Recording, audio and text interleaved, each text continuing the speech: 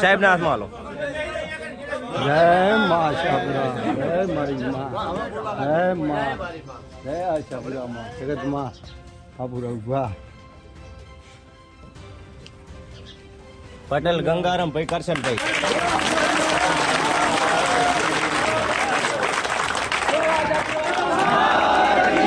ચાલો ભાઈ, બનાસકાંઠાના સુઈ ગામના સોનેથ ગામે અનોખી રીતે સરપંચ અને ઉપસરપંચની વરણી થઈ ચૂકી છે.